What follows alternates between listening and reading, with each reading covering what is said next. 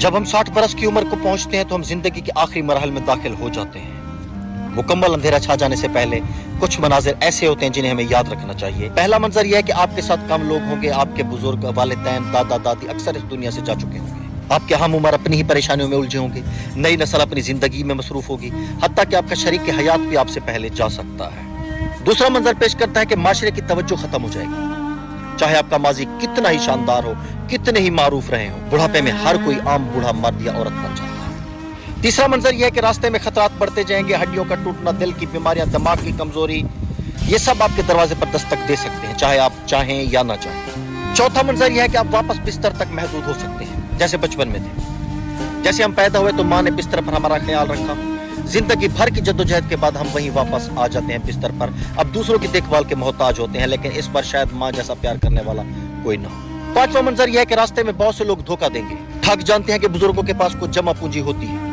वो हर तरीका आजमाएंगे, phone, पैगामात, email, मुफ्त चीजें, करिश्माती इलाज, बाबा जी की बरकत, लंबी उम्र की गोलियां, सब कुछ सिर्फ आपकी जेब खाली करने के लिए। छठा मंजर यह है कि अपनी शरीक हयात जो कि आपके करीबी साथी के साथ नरमी से पेश है, खास तौर पर अपनी शरीक हयात का, वो आपकी आखिरी जिंदगी की बचत है। 60 के बाद बच्चों पर इन्हिसार गैर यकीनी है, उनकी अपनी जिंदगी, अपना खानदान होता है, आखिर में सिर्फ आप दोनों एक दूसरे के सहारे रह जाते हैं। बुढ़ापे में हमें इज्जत देना सीखना है, जिंदगी के आखिरी मरहले को समझदारी, सुकून और रूहानी तैयारी के साथ कबूल करना है। आइए जिंदगी के आखिरी पड़ाव के लिए नरमी और दानाई से तैयारी करें।